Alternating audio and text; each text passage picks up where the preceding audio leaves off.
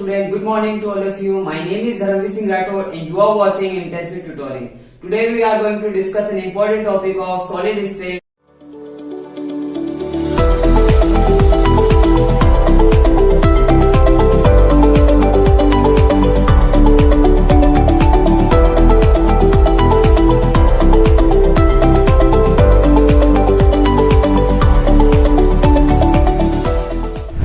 Discuss करेंगे हमारा next topic जो है हमारा electrical properties of solid. Electrical properties of solids. Okay, तो क्या होता है सॉलिड्स के अंदर कौन कौन सी इलेक्ट्रिकल प्रॉपर्टी होती है? जनरली किसी भी सॉलिड की जब हम बात करें इसको तीन कैटेगरी में डिवाइड कर रखा है, कंडक्शन के बेस पे। कंडक्शन के बेस पे क्या क्या इसके टाइप होते हैं वो देख लेते हैं। पहला आपका होता है कंडक्टर, ठीक है। सेकंड आपका हो जाएगा नॉन कंडक्टर, चलो सेमी कंडक्टर पहले लिख लेते हैं, सेमी कंडक्टर, ठीक है। सेकंड आपका कौन सा हो गया? Semi conductor. और लास्ट वन आपका हो गया नॉन कंडक्टर, नॉन कंडक्टर, ठीक है। तीन कैटेगरी हमने देख ली। पहला कौन सा है? कंडक्टर, सेकंड आपका सेमी कंडक्टर, थर्ड आपका है नॉन कंडक्टर। ये क्या है? प्रॉपर्टी किसकी डिस्कस कर रहे हैं? सॉलिड की। तो सॉलिड को कंडक्शन के बेस में तीन पार्ट में डिवाइड करेगा, conductor, semi conductor, non conductor. क्या होता है कंडक्टर का? बेसिक में इनकी बात करें तो कंडक्टर क्या होता है? कंडक्टर आपका वो कोई भी सब्सटेंस या कोई भी सॉलिड जो कंडक्शन शो करता है या जिसके अंदर करंट फ्लो हो सकता है उसको हम क्या बोल देते हैं?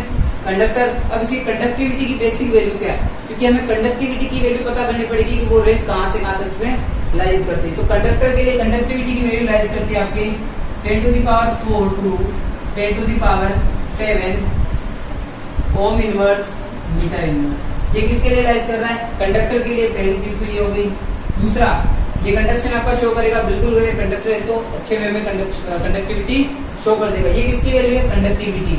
उसके बाद में इसका एग्जाम्पल, कोई भी मेटल और मेटल, मतलब जितने भी सारे मेटल्स होते हैं वो सारे अच्छे कंडक्टर होते हैं, गुड कंडक्टर होते हैं। फिर सेकंड आता है आपका सेमी कंडक्टर। सेमी कंडक्टर का क्या मतलब हुआ? सेमी कंडक्टर आपके वो सब्सटेंस या वो सॉलिड होते हैं जिनको अगर आप नॉर्मल टेम्परेचर पे अगर आप कंडक्शन फ्लो करवाना चाहते हैं, करंट फ्लो करवाते हो तो उसमें करंट फ्लो नहीं होता। लेकिन अगर आप उसको थर्मल या हीट एनर्जी प्रोवाइड करवाते हो, उसको गर्म करते हो, तो क्या होगा? उसमें कंडक्शन शो होने लग जाता है। मतलब due to presence of heat और थर्मल एनर्जी ये क्या करता है? आपके कंडक्शन शो करता है, जिसको बोला जाता है सेमी कंडक्टर।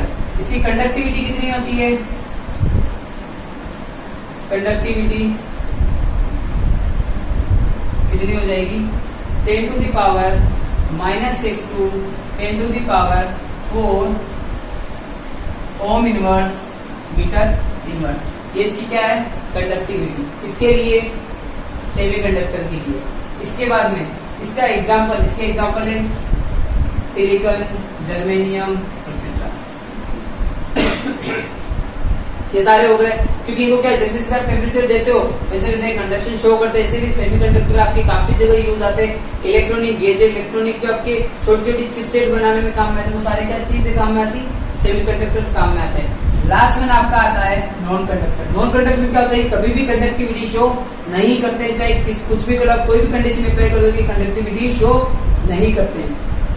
फॉर एग्जाम्पल मैं लकड़ी के टुकड़े की बात करूं, लकड़ी के टुकड़े में अगर आपको सूखा है, ड्राई है ना, गीले की बात नहीं कर रहे हैं, अगर वो ड्राई आपने वुडन किस काम में ले लिया है, उसमें आप करंट फ्लो करवाना चाहते हो, उसमें करंट फ्लो नहीं होगा। या प्लास्टिक हो, प्लास्टिक में भी करंट फ्लो नहीं होता है अगर वो आपका वेट स्टेट में नहीं है, गीला नहीं है तो, ठीक है। तो आपको बाहर से तो जैसे अप्लाई नहीं करना है। तो नॉन कंडक्टर की कंडक्टिविटी की बात करें, कंडक्टिविटी की वैल्यू इसकी होती है, इसके लिए कंडक्टिविटी होगी 10⁻⁻22 10⁻10 ओम इनवर्स मीटर इनवर्स। ये रेंज किसकी होती है? आपके कंडक्टिविटी। किसके लिए? नॉन कंडक्टर के लिए। तो रेंज तीनों की क्या है? अगर कंडक्टर की बात करें 10⁴ से 10⁷ ohm inverse metre inverse, semi conductor के लिए 10⁻⁻⁶ से 10⁴ ओम इनवर्स मीटर इनवर्स, और नॉन कंडक्टर के लिए 10⁻⁻20 to 10⁻10 ohm inverse metre inverse. तो ये सारी चीजें हो गई हमारे किसके लिए? कंडक्टिविटी की बेस पे, या फिर कंडक्टिविटी बोलो या फिर इसको बोलते चालकता। क्या बोला जाता है इसको? चालकता। और हिंदी मीडियम में थोड़ी बात करें, कंडक्टर को क्या बोलते हैं? चालक। इसको बोलते हैं अर्धचालक, और इसको क्या बोला जाता है? कुचालक। क्या बोलोगे इसको? कुचालक। इसका एक और नाम है इंसुलेटर भी बोला जाता है। इंसुलेटर, नॉन कंडक्टर बोलो एक ही बात है, कुचालक हो गया। ठीक है, तो ये सारे हो गए किसके लिए?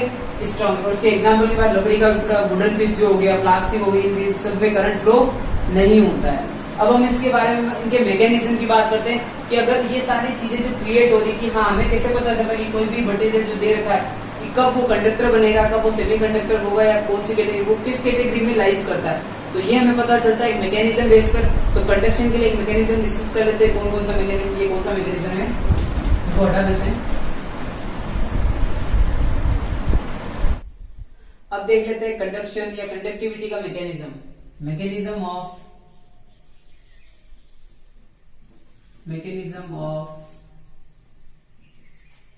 कंडक्टिविटी।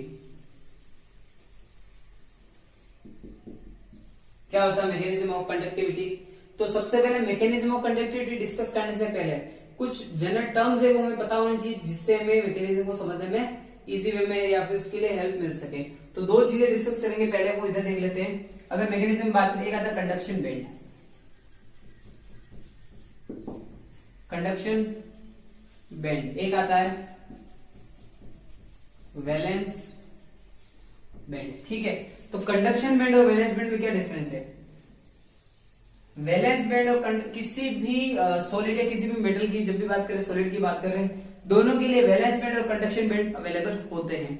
लेकिन अगर मैं बात करूं कंडक्शन बेंड में इलेक्ट्रॉन, अगर सिंपल कंडक्टिविटी की बात करें, कंडक्टिविटी कब शो होगी? अगर जो भी इलेक्ट्रॉन अपने पास अवेलेबल है वो कहाँ अवेलेबल है? कंडक्शन बेंड में। जिस भी सॉलिड के लिए कंडक्शन बेंड में इलेक्ट्रॉन अवेलेबल है, या इलेक्ट्रॉन जिस भी सॉलिड के लिए इलेक्ट्रॉन कहाँ अवेलेबल है? कंडक्शन बेंड के अंदर उपस्थित है या अवेलेबल है, तो वो हमेशा कंडक्टिविटी शो करेगा।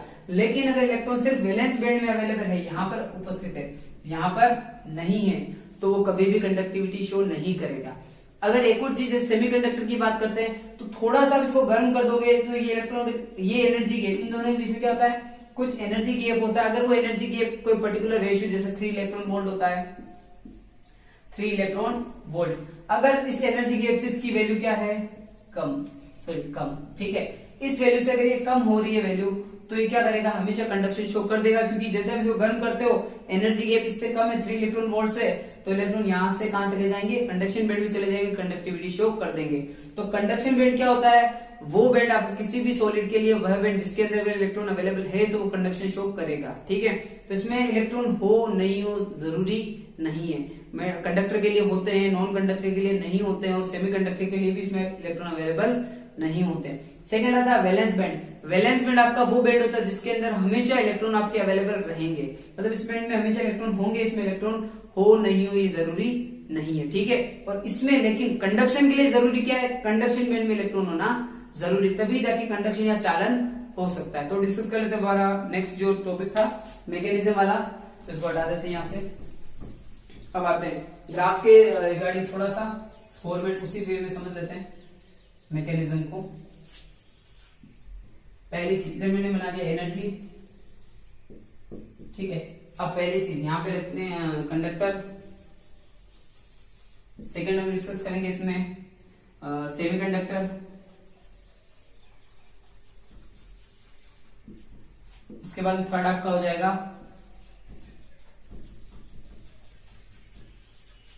Non conductor. कौन सा हो गया? Non conductor. तो कंडक्टर में क्या होता है? वही चीज जो अभी डिस्कस की थी, कंडक्शन बैंड और वैलेंस बैंड। तो ये आपका हो गया कंडक्शन बैंड। कंडक्शन बैंड बार बार नहीं लिखेंगे, देखो सीबी और कंडक्शन बैंड के लिए लिख देते हैं। कंडक्शन बैंड,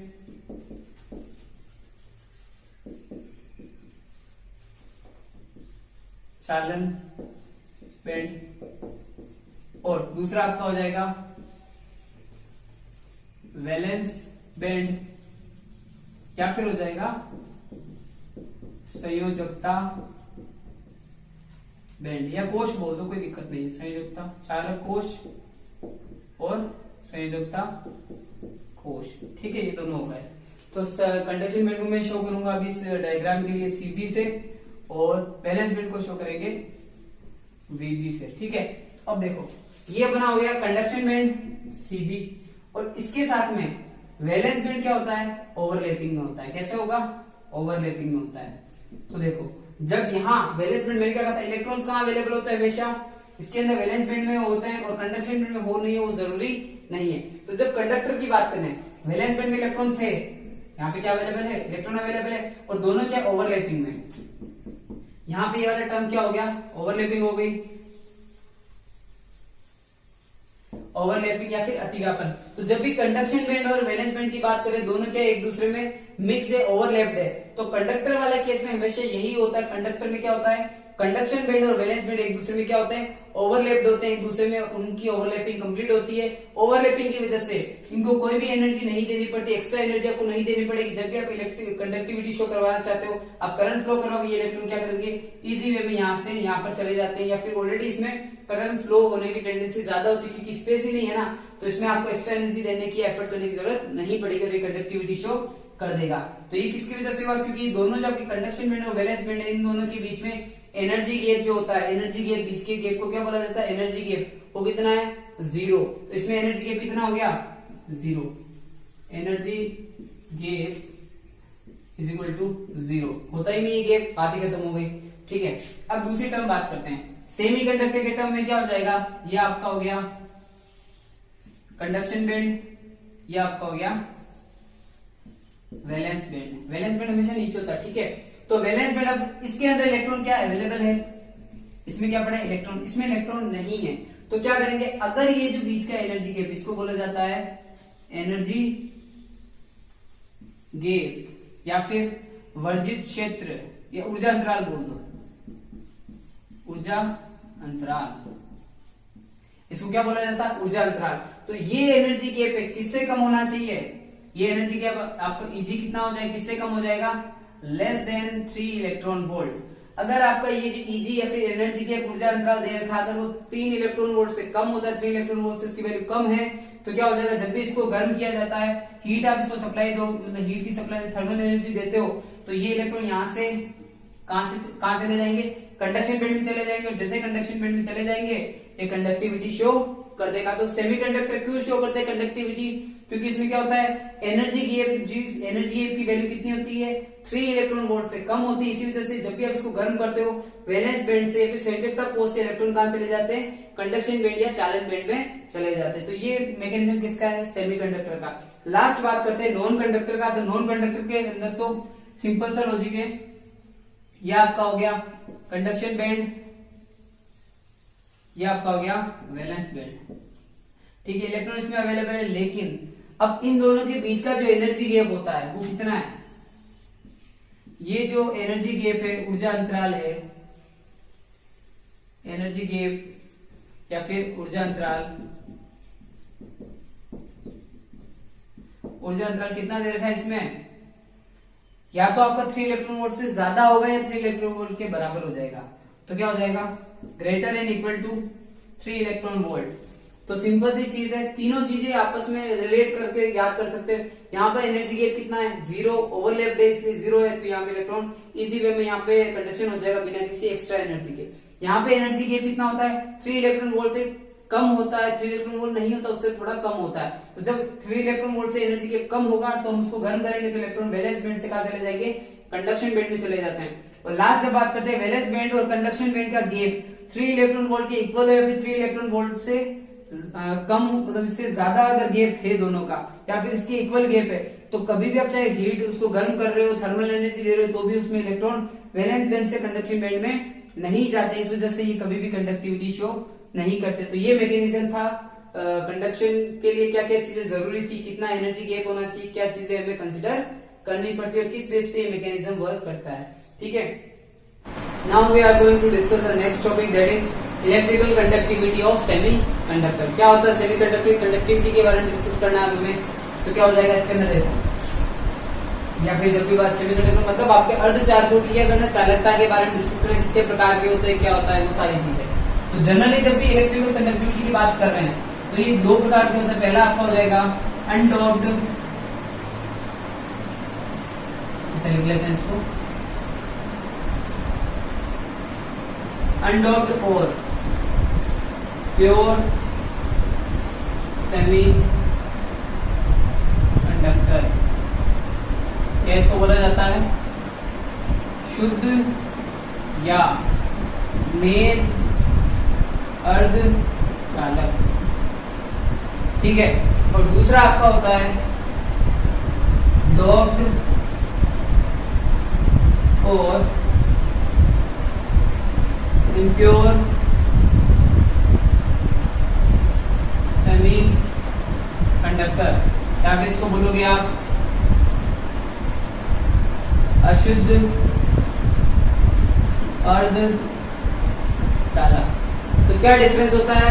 अनडॉप्ड और प्योर सेमीकंडक्टर का मतलब होता है वो कोई सेमीकंडक्टर जिसके अंदर आपने इम्प्योरिटीज आपने नहीं मिलाई। क्या नहीं मिलाया आपने?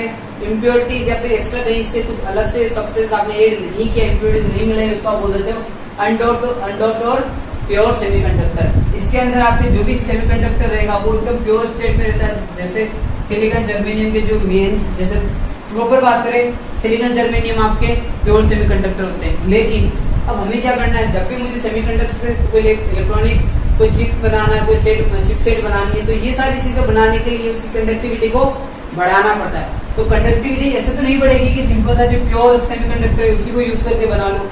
तो उस प्योर सेमीकंडक्टर में क्या करते हैं, इम्प्योरिटीज मिलाई जाती है। क्या मिलाई जाती है?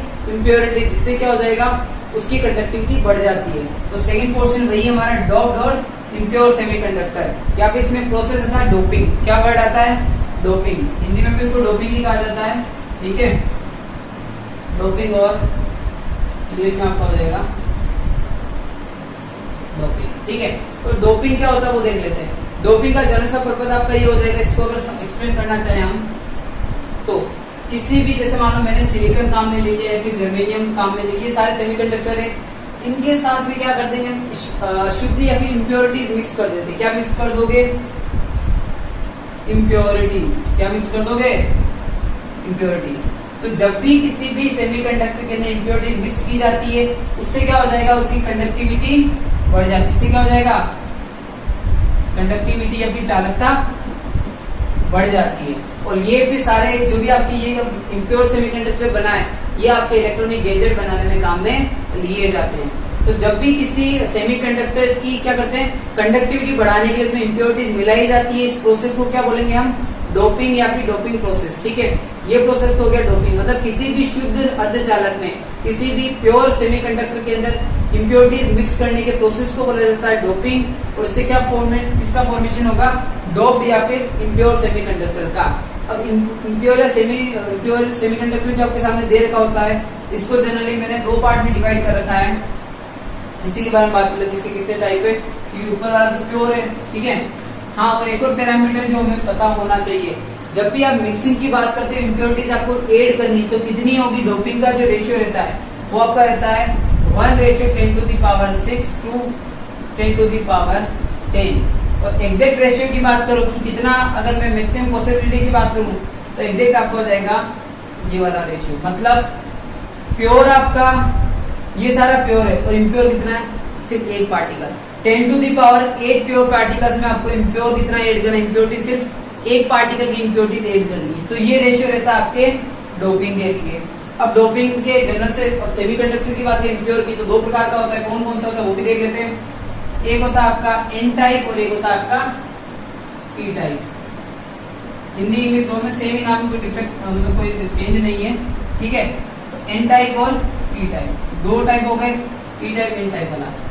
इनको इनके नाम से याद रखना है। मतलब कैसे, एन मतलब होता है नेगेटिव, एन से क्या स्टार्ट होता है नेगेटिव, ये नेगेटिव हो गया आपका। पी मतलब होता है पॉजिटिव, ठीक है। तो नेगेटिव और पॉजिटिव टाइप के सेमीकंडक्टर हो गए। नेगेटिव का मतलब होता है जनरली जब भी पेरियोडिक टेबल में हम जाते हैं तो 14th ग्रुप जो होता है, कौन सा ग्रुप है, 14th ग्रुप के मेंबर कार्बन, सिलिकॉन, जर्मेनियम, ये सारे जिस कैटेगरी में आ रहे हैं, सारे किसमें आते हैं। अब कार्बन को तो आप सेमीकंडक्टर नहीं बोल सकते, तो सिलिकॉन कैटेगरी से आता है, ठीक है। तो सिलिकॉन, जर्मेनियम 14th ग्रुप में क्या आ जाएंगे, सिलिकॉन और जर्मेनियम।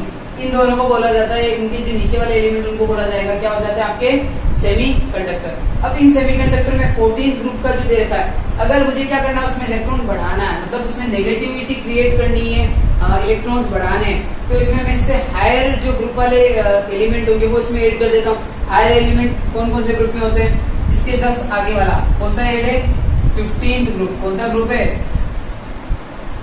15th group. तो 14th ग्रुप में कौन सा ऐड करना है, 15th ग्रुप के एलिमेंट को मिक्स कर दो। 15th ग्रुप के एलिमेंट कौन से होते थे, फास्फोरस, आर्सेनिक, ये वाले। तो अगर जर्मेनियम के अंदर आर्सेनिक की इम्प्योरिटीज ऐड कर दी जाती है तो ये 14th ग्रुप का मेंबर है, ये 15th ग्रुप का मेंबर है। इसमें इलेक्ट्रॉन की इसकी वैलेंसी कितनी होती है, इसकी वैलेंसी होती है +4, है ना। कार्बन +4 शो करता है, मतलब इसमें क्या होता है, या तो 4 इलेक्ट्रॉन आप इसको दे दो या 4 इलेक्ट्रॉन से ले लो, ठीक है, ये वाली कंडीशन है। तो कार्बन की वैलेंसी होती है +4 की, सिलिकॉन की भी +4 की, पूरे 14th ग्रुप वाले की वैलेंसी कितनी हो जाती है, +4। इस वाले की होती है +5 वाली हो जाती है। तो यहाँ पर क्या है, एक इलेक्ट्रॉन की वैकेंसी, मतलब एक इलेक्ट्रॉन यहाँ पे ज्यादा है। तो जब भी क्या करोगे आप यहाँ पर 14th वाले ग्रुप में 15th वाले ग्रुप को ऐड करते हो, तो एक इलेक्ट्रॉन इसमें ज्यादा होता है, तो इसके 4 बॉन्ड जो रहेंगे वो तो इन 4 बॉन्ड से कंप्लीट हो जाएंगे, लेकिन जो इसका एक्स्ट्रा इलेक्ट्रॉन रहेगा वो यहाँ पे क्या हो जाएगा, एक्स्ट्रा बच जाता है। इस वजह से इसको बोला जाता है एन टाइप सेमीकंडक्टर, ठीक है। क्यों बना, फिर से सुन लो। जब भी 14th ग्रुप के जो आपके एलिमेंट होते हैं, केमिकल एलिमेंट होते हैं, उसमें 15th ग्रुप के एलिमेंट मिक्स किए जाते हैं, तो इसके 4 जो बॉन्ड होंगे वो तो 4 बॉन्ड 4 इलेक्ट्रॉन से कंप्लीट हो जाएंगे, लेकिन एक जो बॉन्ड, एक इलेक्ट्रॉन यहाँ पे वैकेंट रह गया था, वो क्या करेगा, नेगेटिविटी क्रिएट करता है, वो आपके एक्स्ट्रा इलेक्ट्रॉन हो गया। तो इस एक्स्ट्रा इलेक्ट्रॉन की वजह से ये कैसे कंडक्टर हो गए, एन टाइप सेमीकंडक्टर। तो सिंपल से इसको याद कैसे करोगे आप, आपको इसमें ये ऐड करना है, आपको 14 + 15। इस ट्रिक से आप इसको याद रख सकते हो कि 14 ग्रुप में 15 ग्रुप को ऐड करना है, तो एक एक्स्ट्रा इलेक्ट्रॉन इसमें रह जाएगा, जिसकी वजह से कैसे सेमीकंडक्टर बन जाएंगे, एन टाइप। पी टाइप में क्या करना है, 14 में किसको ऐड कर दोगे, 13 ग्रुप के इलेक्ट्रॉन, 13 ग्रुप के केमिकल एलिमेंट को। तो जब भी 13 ग्रुप में कौन कौन से आते हैं, एल्यूमिनियम, है ना, आपके जर्मेनियम, तो गैलियम, सॉरी आता है गैलियम, ये आपका क्या हो गया, गैलियम। एल्यूमिनियम हो गया, गैलियम हो गया, ये सारे किसमें ऐड करने हैं आपको, इसके अंदर, किसके अंदर, सिलिकॉन के अंदर, जर्मेनियम के अंदर। तो अगर इसको 13 ग्रुप के एलिमेंट को ऐड किया जाता है 14 ग्रुप के एलिमेंट के साथ में, तो इसमें क्या होगा, इसके 4 बॉन्ड, इसको 4 बॉन्ड बनाने थे, 4 वैलेंसी थी इसकी, 4 बॉन्ड बनाने पड़ेंगे इसको। तो 4 बॉन्ड जब भी बनाने की कोशिश करेगा, 3 बॉन्ड तो बन जाएगी क्योंकि 3 इलेक्ट्रॉन उसको मिल गए, लेकिन अब क्या होगा, एक इलेक्ट्रॉन की कमी पड़ जाएगी। तो यहाँ पे इलेक्ट्रॉन की वैकेंसी हो जाती है, इलेक्ट्रॉन कम पड़ गया, मतलब पॉजिटिव आयन क्रिएट हो गया। क्या क्रिएट हो गया, पॉजिटिव आयन क्रिएट हो गए। इसकी वजह से इसको क्या बोलते हैं, पी टाइप सेमीकंडक्टर बोला जाता है। और इन्हीं एन और पी टाइप सेमीकंडक्टर से आपके ट्रांजिस्टर भी बनते हैं, जो आपके अपने फिजिक्स में आते हैं, आपके एनपीएन ट्रांजिस्टर, पीएनपी ट्रांजिस्टर, और बहुत सारे इलेक्ट्रॉनिक गैजेट्स है जो आपकी चिप वगैरह बनाई जाती है, छोटे छोटे गैजेट बनाए जाते हैं, इलेक्ट्रॉनिक गैजेट जो होते हैं वो सारे किनसे बनते हैं, एन टाइप और पी टाइप सेमीकंडक्टर के फॉर्मेशन से। इनको मिक्स करके आप अलग अलग प्रकार के इलेक्ट्रॉनिक गैजेट्स बना सकते हो। तो ये सारा टॉपिक हमारा खत्म हो गया, किससे रिलेटेड, कंडक्टिविटी से रिलेटेड। अब हमारा फर्स्ट चैप्टर का सबसे लास्ट टॉपिक हमारा बच जाता है मैग्नेटिक प्रॉपर्टी ऑफ सॉलिड्स। तो डिस्कस करते हैं मैग्नेटिक प्रॉपर्टी क्या होती है, ठीक है। अब हमारा नेक्स्ट टॉपिक है मैग्नेटिक प्रॉपर्टी ऑफ सॉलिड या फिर ठोसों के चुंबकीय गुण। कैसे कैसे आएगी, अगर मालूम है किसी भी सॉलिड की बात कर रहा हूं, तो सॉलिड में जो मैग्नेटिक प्रॉपर्टीज आती है किसकी वजह से आएगी, इलेक्ट्रॉन की वजह से आएगी। और जब इलेक्ट्रॉन आएंगे तो इलेक्ट्रॉन क्या करता है, इलेक्ट्रॉन में भी 2 कंडीशन होती है, या तो इलेक्ट्रॉन क्या करेगा, न्यूक्लियस के अराउंड आपके रिवॉल्व कर रहा है, उस कंडीशन में आ सकता है, या फिर इलेक्ट्रॉन अपने ही एक्सिस पे रोटेट किए जा रहा है। तो ये 2 कंडीशन आती है जिसकी वजह से मैग्नेटिक प्रॉपर्टी आती है। तो देख लेते हैं कौन कौन सी कंडीशन होती है। पहले तो आपकी क्या थी, मैंने जो अभी मेंशन की थी कि आपका जो भी इलेक्ट्रॉन होगा उसका क्या हो जाएगा, orbital motion, orbital motion of electron around the nucleus, ठीक है। तो फर्स्ट कंडीशन तो ये आ गई। इसका मतलब क्या हुआ, आपका ये न्यूक्लियस है, ये इसके सराउंडिंग में इसकी ऑर्बिटल है, तो इलेक्ट्रॉन कहाँ रोटेट करेगा, यहाँ पे, इस डायरेक्शन में, यहाँ पे कंटिन्यू इसके चारों रिवॉल्व करता रहेगा, घूमता रहेगा, ठीक है। और एक और कंडीशन जो आती है जिसकी वजह से मैग्नेटिक मोमेंट क्रिएट होता है, वो आपकी हो जाती है due to its own spin. किसकी बात कर रहे हैं? जो आपका इलेक्ट्रॉन होता है वो खुद भी क्या करेगा, अपनी जगह पर घूमता रहेगा, रोटेट करता रहेगा। जैसे मान लो ये इलेक्ट्रॉन अगर दे रखा है तो ये इलेक्ट्रॉन क्या करेगा, अपनी ही जगह पर, अपनी जगह पर भी क्या करेगा, ये घूमता रहेगा। ये जो इसकी डायरेक्शन है ना, डायरेक्शन ऑफ स्पिन, तो ये डायरेक्शन दे रखी तो इलेक्ट्रॉन क्या करेगा, अपनी ही जगह पर स्पिन होता रहेगा, रोटेट करता रहेगा। और एक वो क्या करता है, फर्स्ट कंडीशन जो हमने डिस्कस की थी, इलेक्ट्रॉन आपका इसके ऑर्बिटर में क्या करेगा, रिवॉल्व करता रहेगा, घूमता रहेगा वहां पर। तो इन दो कंडीशन की वजह से मैग्नेटिक प्रॉपर्टी देखी जाती है किसी भी सॉलिड के अंदर। अब हम बात करते हैं, अगर मान लो इन्हीं प्रॉपर्टी के बेस पे कुछ जनरल, जैसे इसका मेजरमेंट किस में किया जाएगा, मैग्नेटिक प्रॉपर्टी की बात करें, इसका मेजरमेंट किसी न किसी में तो किया जाना चाहिए। तो इसकी यूनिट क्या हो जाती है, मैग्नेटिक प्रॉपर्टी कि जब भी मैं बात करता हूं मैग्नेटिक प्रॉपर्टी क्या होता है, तो उसके रिगार्डिंग इसका मेजरमेंट किया जाता है बोर मैग्नेटोन में। किसमें किया जाएगा, बोर मैग्नेटोन। तो यूनिट ऑफ मैग्नेटिक प्रॉपर्टी क्या हो जाएगा, unit of magnetic moment equal to Bohr magneton. क्या होता है आपका ये, बोर मैग्नेटोन। अब आपके बोर मैग्नेटोन की वैल्यू कितनी होती है, अगर आपको देख रहा हो कि बोर मैग्नेटोन या फिर बीएम की वैल्यू कितनी होती है, तो 1 बीएम आपका ऑलमोस्ट इक्वल होता है 9.27 इंटू 10⁻24 एम। ठीक है, तो ये आपके बोर मैग्नेटोन की वैल्यू होती है, जिसमें आपको किसको मेजर करना होता है, किसी भी सॉलिड के लिए मैग्नेटिक प्रॉपर्टी की जब भी बात करें, किसी भी एलिमेंट के लिए मैग्नेटिक प्रॉपर्टी की बात करते हैं तो वो बोर मैग्नेटोन में मेजर की जाती है। और बोर मैग्नेटोन की वैल्यू होती है 9.27 इंटू 10⁻24 एम। ठीक है, अब हम बात करते हैं, अगर मान लो मैग्नेटिक प्रॉपर्टी के बेस पे सॉलिड के क्लासिफिकेशन की बात की जाए, सॉलिड कितने टाइप में डिवाइड किया जाता है, तो वो डिस्कस कर लेते हैं। नेक्स्ट पोर्शन है आपका classification of solid on the basis of magnetic property.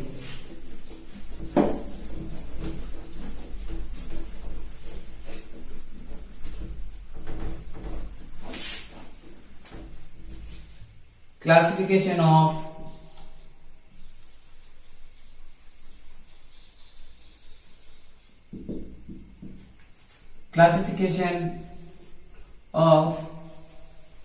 solids on the basis of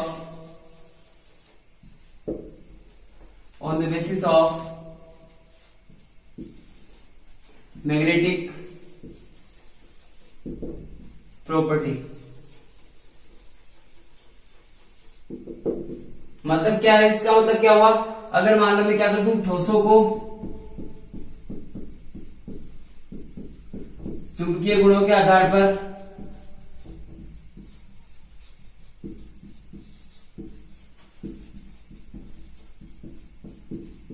वर्गीकृत करने पर, तो क्या करना है, किसी भी सॉलिड को अगर मान लो सॉलिड की कैटेगरी को डिवाइड करना on the basis of magnetic property, तो हम कैसे करेंगे, इसके कितने जनरली इसके टाइप होते हैं 5। कितने प्रकार का होगा ये, 5 प्रकार का होता है। तो हम category wise step by step देख लेते हैं। पहला आपका हो जाएगा, चलो पहले पैरा से स्टार्ट कर लेते हैं। Para magnetic substances. ठीक है, पहला क्या हो गया आपका, पैरामैग्नेटिक सब्सटेंस। अब क्या होता है पैरामैग्नेटिक सब्सटेंस, हिंदी में इसको कहा जाता है अनुचुंबकीय पदार्थ। ठीक है, अब क्या होता है अनुचुंबकीय पदार्थ, वो भी देख लेते हैं। अनुचुंबकीय पदार्थ में सबसे पहली कंडीशन, ये जो आपके पैरामैग्नेटिक सब्सटेंस होते हैं, ये क्या करते हैं, वीकली, या फिर सिंपल सा बोलो तो ये अट्रैक्टेड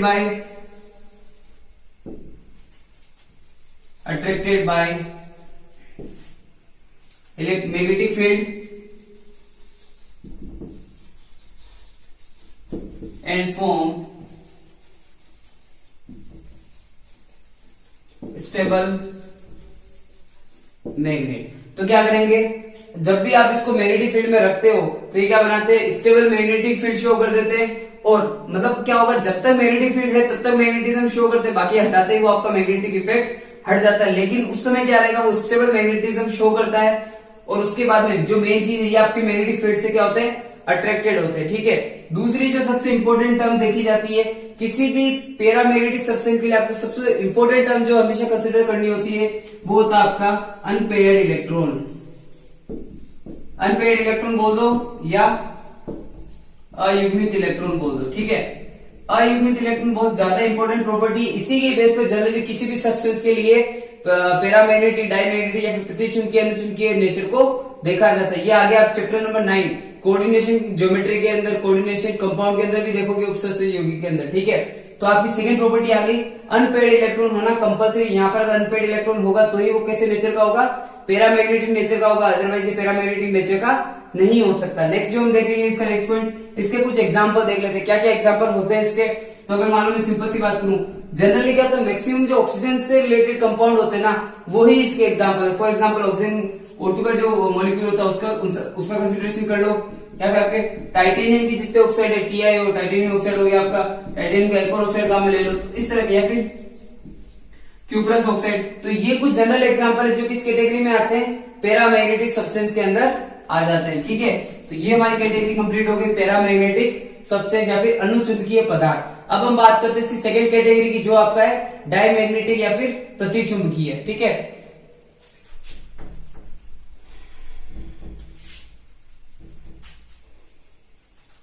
सेकंड आपका हो जाएगा डायमैग्नेटिक सब्सटेंस या फिर इसको बोल देते हैं प्रतिचुंबकीय पदार्थ। क्या बोल दोगे इसको, प्रतिचुंबकीय पदार्थ। अब इसमें होता क्या है, ये आपका कभी भी अट्रैक्ट तो नहीं होगा मैग्नेटिक फील्ड से, तो इसकी प्रॉपर्टी थोड़ी सी डिफरेंट होती है। वो हम देख लेते हैं क्या क्या प्रॉपर्टी इसकी होगी, वो देखो। डायमैग्नेटिक सब्सटेंस या फिर प्रतिचुंबकीय पदार्थ, दोनों बोल सकते हैं, हिंदी में इसको क्या बोलते हैं, प्रतिचुंबकीय पदार्थ। अब डायमैग्नेटिक का मतलब क्या होता है, पहली कंडीशन तो ये आपका किसी भी मैग्नेटिक फील्ड से क्या होता है, weekly repelled by magnetic field, ठीक है। पहली कंडीशन तो क्या हो गई, ये किसी भी मैग्नेटिक फील्ड से, चुंबकीय क्षेत्र से दुर्बल रूप से प्रतिकर्षित होता है। कैसा होगा, दुर्बल रूप से प्रतिकर्षित या फिर weekly repelled by any magnetic field. तो फर्स्ट कंडीशन तो किसी भी प्रतिचुंबकीय पदार्थ के लिए ये हो जाती है कि वो आपका दुर्बल रूप से प्रतिकर्षित होता है किसी भी मैग्नेटिक फील्ड से। दूसरी चीज आती है इसमें हम इलेक्ट्रॉन के पेयर की बात करते हैं, इलेक्ट्रॉन पेयर होंगे नहीं होंगे वो सारी चीजें। तो इसमें पहले वाले में तो क्या था, पेयर्ड थे, लेकिन अनपेयर्ड थे, इसमें क्या हो जाएगा, पेयर्ड इलेक्ट्रॉन। ये इसकी स्पेशल प्रॉपर्टी, इसमें कैसे इलेक्ट्रॉन होते हैं, पेयर्ड इलेक्ट्रॉन। अब देखो एक कंपोजिशन की बात करते हैं, अगर मैग्नेटिक नेचर शो करने की बात करें, क्या ये मैग्नेटिक नेचर शो करेगा, तो सिंपल सा एग्जांपल है नहीं। क्यों नहीं, क्योंकि इसमें इलेक्ट्रॉन कैसे है, पेयर्ड है। मतलब एक आपका प्लस हाफ स्पिन में होगा, मतलब, और एक आपका हो जाएगा negative half spin, that means ऐसे इस वेव में होंगे। तो अगर एक का स्पिन, एक का रोटेशन सीधा, एक का रोटेशन उल्टा है, तो क्या करेंगे, ये एक दूसरे के मैग्नेटिक मोमेंट का इफेक्ट कैंसिल आउट कर देते हैं। और जब कैंसिल आउट हो जाएगा तो इसमें कहीं पर भी मैग्नेटिज्म शो नहीं होता है। इसके एग्जांपल क्या क्या होंगे, इसके एग्जांपल हो जाएंगे NaCl, H2O एक्सेट्रा, ठीक है। ये इसके कुछ जनरल एग्जांपल है। बस आपको इसमें एक मेन बेसिक प्रॉपर्टी याद रखनी, ये वाली। लास्ट में भी आपको वही बेसिक चीज पता होनी चाहिए। उसमें कैसे इलेक्ट्रॉन्स होते हैं, अनपेयर्ड होते थे किसके अंदर, पैरामैग्नेटिक में। डायमैग्नेटिक में कैसे इलेक्ट्रॉन्स होते हैं, पेयर्ड इलेक्ट्रॉन होते हैं इसके अंदर, ठीक है। और इसके एग्जांपल क्या होगा, NaCl और H2O। अब हम डिस्कस करते हैं इसके आगे वाला पॉइंट जो है हमारा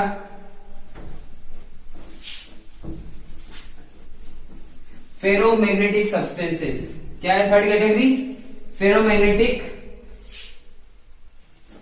सब्सटेंसेस। थर्ड आपका हो जाएगा फेरो मैग्नेटिक सब्सटेंसेस, या फिर इसको बोल देते हैं लोह चुंबकीय पदार्थ। क्या बोल दोगे इसको, लोह चुंबकीय पदार्थ। अब क्या होता है लोह चुंबकीय पदार्थ, वो भी देख लेते हैं। देखो नाम से वैसे फेरो वर्ड आता है, फेरो मतलब आपका लोह वर्ड, सेम ही सिमिलर टर्म्स है। तो देखो फेरो का मतलब होता है वो कोई सब्सटेंस जो मैक्सिमम, देखो लोहे की जब भी बात करें, जब भी वर्ड आया फेरो या फिर आयरन की बात कर रहे हैं, आयरन तो जनरल वे में देखा जाता है मैग्नेटिक से बहुत ज्यादा अट्रैक्टेड होता है। और अगर आप मैग्नेट को हटा भी लो तो उसमें क्या होता है, कहीं पर उसमें मैग्नेटिक फील्ड परमानेंट सेव हो जाता है, परमानेंट रह जाता है, ठीक है। तो इसका प्रॉपर्टी क्या होती है, फर्स्ट चीज, एक तो ये क्या होता है, अट्रैक्टेड होता है,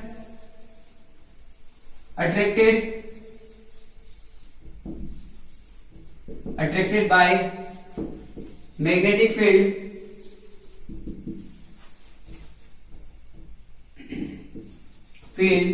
and form permanent magnetism.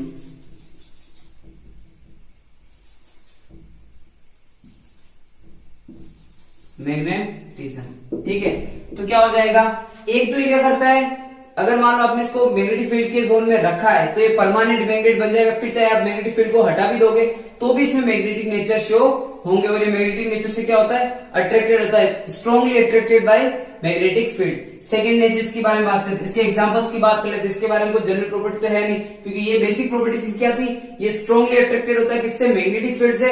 और दूसरा, जब आप मैग्नेटिक फील्ड को हटा भी लोगे तो क्या हो जाएगा, परमानेंट मैग्नेटिज्म शो कर देता है ये, फिर या फिर ऐसा कहे कि ये परमानेंट मैग्नेट बन जाता है। ठीक है, अब इसके एग्जांपल्स की बात करें, इसके एग्जांपल हो गया आयरन। ठीक है, आयरन इसका बेस्ट एग्जांपल है। लोह चुंबकीय जब भी बात करें, मेटल्स जैसे इसका एग्जांपल होता है, बट क्या लोह चुंबकीय में आपका बेसिक और बेस्ट एग्जांपल क्या हो जाएगा, आयरन। ठीक है, अब इसकी नेक्स्ट कैटेगरी की बात करते हैं, जो है हमारा एंटी फेरोमैग्नेटिज्म।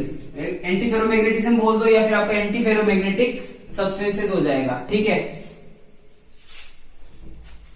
तो करना कुछ नहीं है। फोर्थ आपका हो गया एंटी फेरोमैग्नेटिक सब्सटेंसेस या फिर प्रति लोह चुंबकीय पदार्थ। अब इसको एग्जांपल के फॉर्मेट में समझते हैं, क्योंकि एग्जांपल से इसको समझना थोड़ा इजी हो जाएगा। इसके लिए मैं एग्जांपल डिस्कस करना चाह रहा हूं, MnO।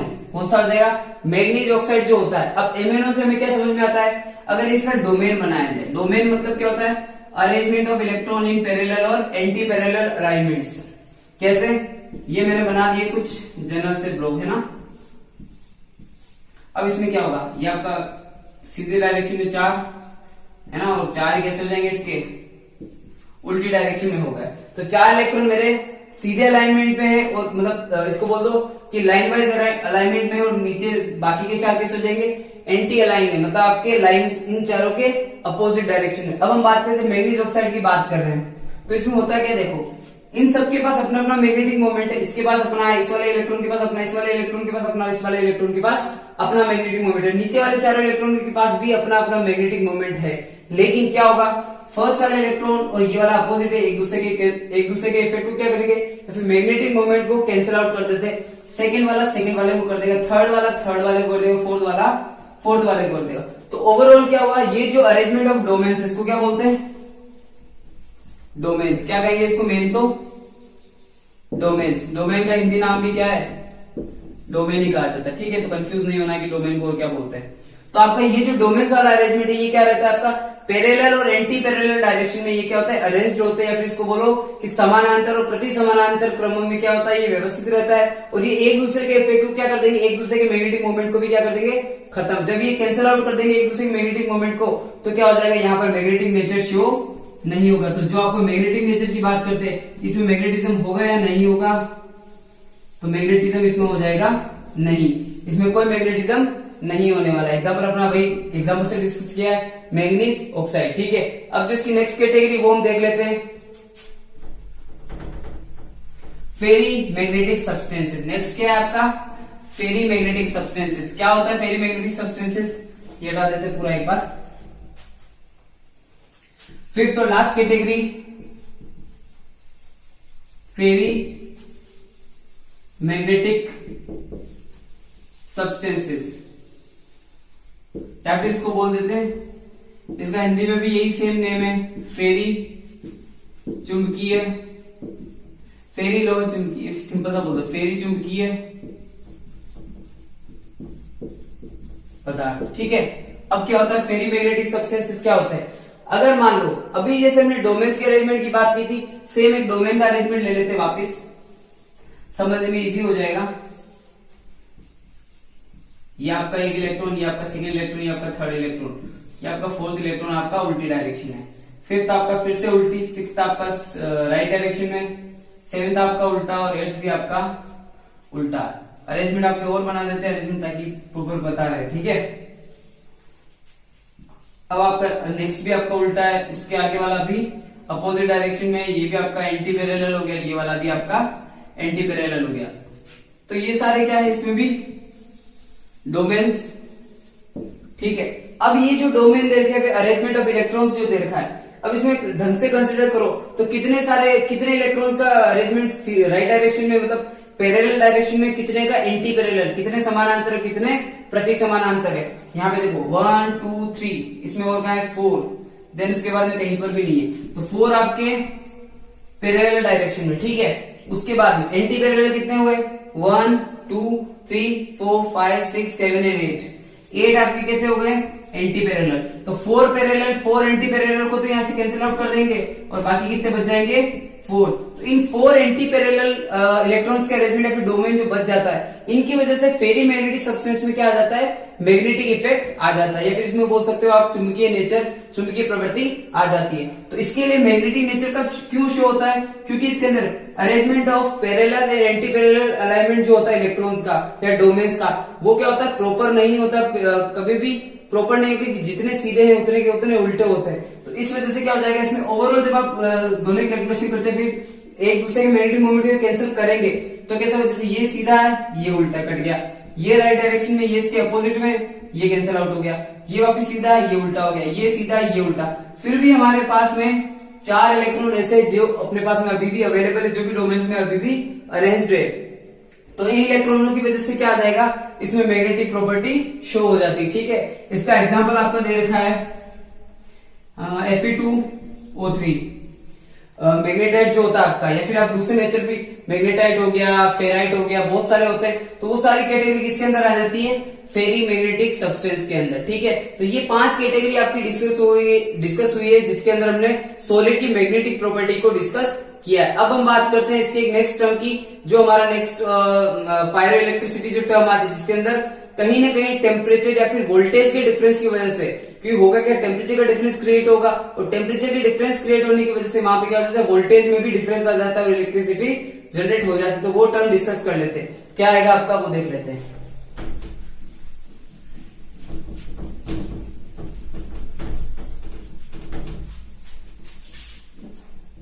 अब हमारा नेक्स्ट टर्म है पायरो इलेक्ट्रिसिटी।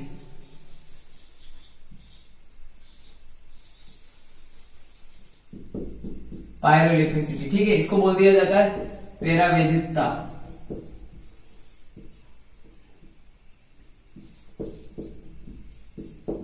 ठीक है, अब पायरो इलेक्ट्रिसिटी का फर्स्ट देखो, फर्स्ट वर्ड क्या है पायरो। पायरो में फर्स्ट वर्ड जो आता है पायर या फिर पायरो बोल दो, इसका ये आपका ग्रीक लैंग्वेज का वर्ड है। किसका वर्ड है, ग्रीक लैंग्वेज का वर्ड है, जिसका मीन्स होता है हमेशा फायर। फायर मतलब आग की बात करें तो पायर का वर्ड, पायर का मीन क्या हो गया फायर। फायर का मतलब है आग या फिर गर्म करना। तो करना क्या होता है, जब भी कोई सब्सटेंस दे रखा होता है, अगर उसमें कहीं पर भी नेचुरल फिनोमिनन अपनी तरफ से टेम्परेचर नहीं देना, बट क्या है, अगर नेचुरली किसी कंडीशन की वजह से वहां पर टेम्परेचर का डिफरेंस आता है, या फिर कहीं पर भी temperature up and down heat उसको मिल रही है, तो इस हीट के डिफरेंस की वजह से या फिर टेम्परेचर के डिफरेंस की वजह से क्या हो जाएगा, उसमें फ्लक्चुएशन आ जाता है, वोल्टेज कहीं ना कहीं जनरेट हो जाता है, और उस वोल्टेज की वजह से क्या करेगा, उसके अंदर इलेक्ट्रिसिटी जनरेट हो जाती है। तो दोनों को इंटर रिलेटेड कर लो आप लोग। पायरो मतलब होता है फायर, मतलब आग, और आग की वजह से क्या हो रही है, इलेक्ट्रिसिटी जनरेट हो रही है। तो ओवरऑल कहीं ना कहीं टेम्परेचर के वेरिएशन की वजह से उस पर्टिकुलर सब्सटेंस के अंदर क्या आ जाती है, वोल्टेज जनरेट होगी, और उस वोल्टेज की वजह से क्या होगा, उसमें इलेक्ट्रिसिटी फ्लो होने लग जाती है, जिसकी वजह से इसको कहा जाता है, इस टर्म को पायरो इलेक्ट्रिसिटी। एग्जांपल की बात करें कौन सा सब्सटेंस ऐसा होता है, तो बहुत सारे सब्सटेंस होते हैं, बस बेसिकली हम एक छोटा सा एग्जांपल लेते हैं, गैलियम नाइट्राइड। ठीक है, तो गैलियम नाइट्राइड इसका सब्सटेंस का एक प्रकार का सब्सटेंस है जिसके अंदर पायरो इलेक्ट्रिसिटी देखी जाती है। ठीक है, अब हम बात करें इसकी एक जो ट्राइंगल दे रखा होता है जिसपे स्टडी की जाती है कि यहाँ कौन कौन सी एनर्जी पायरो इलेक्ट्रिसिटी के अंदर कंसिडर की जाती है।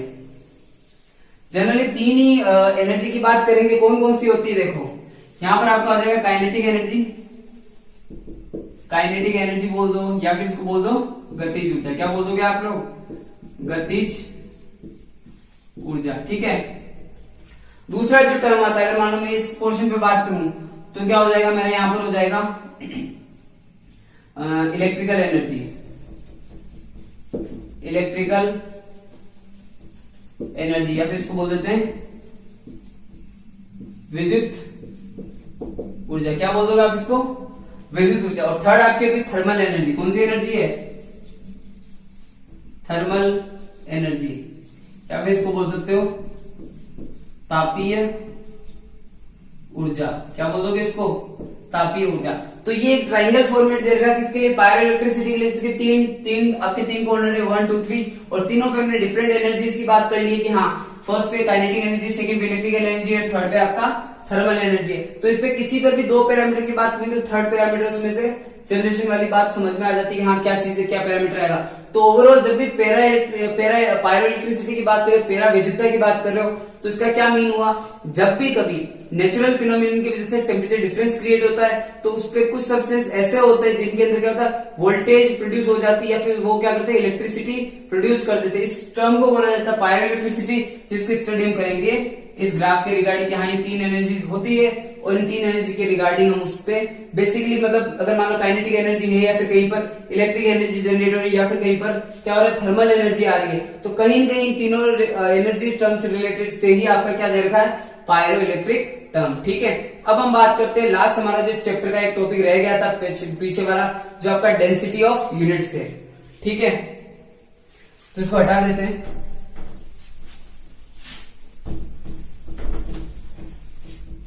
ये टर्म थोड़ा सा इंपॉर्टेंट इस वजह से है क्योंकि इस पे रिलेटेड न्यूमेरिकल क्वेश्चन में भी एग्जाम में आ सकते हैं, क्योंकि सिंपल सा टर्म है बट हाँ ठीक है देखना जरूरी है। ठीक है, डेंसिटी ऑफ यूनिट सेल या फिर बोल दो एकक कोष्टिका, इकाई कोष्टिका, इकाई कोष्टिका का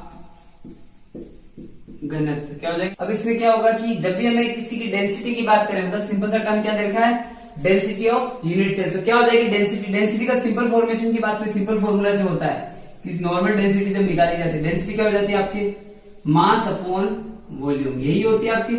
तो करना क्या, मास अपॉन वॉल्यूम दे रखा, तो मास किसका आएगा, वॉल्यूम किसका आएगा। तो वॉल्यूम की बात करें तो पहला टर्म तो वॉल्यूम, तो वॉल्यूम किसका आ जाएगा, वॉल्यूम ऑफ यूनिट सेल, जो आपका कितना होगा ए क्यूब। क्योंकि पहले हमने डिस्कस किया था सारे, जब बीसीसी एफसीसी सारे डिस्कस कर रहे थे, उसमें क्या किया था, वॉल्यूम वहीं पर काम में थे, क्यूब के बारे में बात करते थे। आपके कोई भी यूनिट सेल क्यूबिक स्ट्रक्चर होता है और क्यूब अगर होगा तो उसका वॉल्यूम क्या आ जाएगा, साइड का क्यूब कर देते, तो क्या हो जाएगा ए क्यूब। ठीक है, तो ये तो वॉल्यूम हो गया। लेकिन अब बात करते हैं मास। मास कहां से आएगा, mass of unit cell, mass of unit cell is equal to क्या होगा, मास ऑफ यूनिट सेल आपको वो देख लेते हैं। सबसे पहले number of atom present in unit cell multiply by mass of an atom. मतलब यहां पर हम किसकी बात करेंगे कि कितने नंबर ऑफ एटम उसके अंदर अवेलेबल है किसी भी यूनिट सेल में, और पर्टिकुलर उसमें से एक एटम के लिए क्या हो जाएगा आपका, यहाँ पर उसका मास कंसीडर कर लिया जाएगा, उसका मास कितना होता है। ठीक है, ये वाली सारी चीजें हमें यहाँ पर देखनी है। तो नंबर ऑफ एटम को रिप्रेजेंट कर दूंगा मैं Z से, और यहाँ पे मास ऑफ एन एटम क्या आ जाएगा मेरा, स्मॉल m। अब ये कंसिडरेशन Z तो आपका नंबर ऑफ एटम्स हो गया, कितने एटम आप काम में ले रहे हो वो सारी चीजें, लेकिन m की वैल्यू कैलकुलेट करना भी यहाँ पर जरूरी है। तो m की वैल्यू कैसे कैलकुलेट करोगे वो देख लेते हैं। स्मॉल m आपका होता है, अगर मान लो पर्टिकुलर किसी एक एटम की बात करें तो एक एटम के लिए क्या हो जाएगा, मोलिकुलर मास के टर्म में निकालिए, सिंपल सी बात है। तो क्या हो जाएगा आपका molecular mass of given atom, जो भी आपके पास में एटम दे रखा उसी का मोलिकुलर मास हो जाएगा। इसको थोड़ा ऊपर लिख देते थे कंफ्यूजन ना हो, या मान लो आगे लिखते हैं यहाँ पे। ठीक है, ये आपका Z multiply by small m, इसी की टर्म की बात करें। अब अगला आपका आता है स्मॉल m की कैलकुलेशन कैसे करोगे, molecular mass of given atom divide by Avogadro number जो होता है आपका, क्या आ जाएगा आपका अवोगाड्रो नंबर। अभी अवोगाड्रो नंबर जो दे रखा है इसकी वैल्यू इनके अकॉर्डिंग पर्टिकुलर एक बार सिंबल यूज कर लेते हैं, फिर बाद में जब भी न्यूमेरिकल वैल्यूज आती है आपके तो आप इनकी वैल्यू पुट करके इनका आंसर्स निकाल सकते हैं। मोलिकुलर मास कितना हो जाएगा, कैपिटल M, और अवोगाड्रो नंबर आपका क्या हो जाएगा Na। ठीक है, तो ये आपकी M की वैल्यू आ गई, M ओवरऑल कितना हो गया, capital M divide by Na। अब सारी वैल्यूज हम पुट कर देते हैं हमारे डेंसिटी वाले फॉर्मूले में, तो ओवरऑल हो जाएगा डेंसिटी ऑफ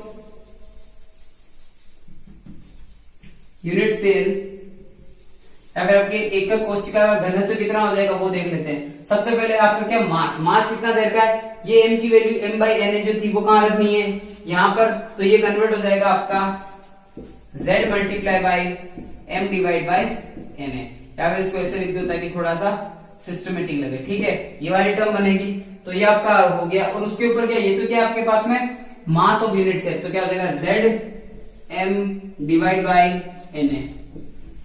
ओवरऑल में डिवाइड में क्या दे रखा है, वॉल्यूम ऑफ यूनिट सेल कितना दे रखा है a क्यूब, तो क्या हो जाएगा यहाँ पर डिवाइड बाई a क्यूब, तो ये ओवरऑल बन जाएगा आपका z m a cube divide by na। ठीक है, तो डेंसिटी ऑफ यूनिट सेल बराबर z m divide by a cube multiply by na, ये आपको किसके इक्वल है, डेंसिटी के। तो किसी भी यूनिट सेल के लिए डेंसिटी जब भी निकाली जाएगी इस फॉर्मूले में आपको क्या होगा, सिंपल सा एक टर्म आपके मिसिंग रहेगी, बाकी सारे टर्म्स आपको गिवन होगी, आपको उन टर्म्स की वैल्यू पुट करनी है और आपको आंसर मिल जाएगा। किसके लिए मिल जाएगा, आपको डेंसिटी ऑफ यूनिट सेल। तो ये हमारा फर्स्ट चैप्टर कंप्लीट हो गया है। इस चैप्टर में आपको अगर कोई भी डाउट आता है तो आप एक बार फिर से प्रीवियस वीडियो जो भी आपके डिफरेंट पार्ट दे रखे हैं उन सबको आप स्टडी कीजिए प्रॉपर, ताकि आपके डाउट क्लियर हो सके। और अगर आपको ये वीडियो हेल्पफुल रहे हो, सारे आपको चैप्टर समझाने में हेल्प मिली हो, तो please do like share and subscribe my channel that is intensive tutoring. And आप एक चीज ये भी कर सकते हैं, अगर मान लो आपको और कोई भी डाउट आता है तो कमेंट में आप कुछ मेंशन कर देना कि हाँ सर इस पर्टिकुलर टॉपिक के रिगार्डिंग को डाउट है, और हो सका तो मैं उसको सोल्व करने की कोशिश करूंगा।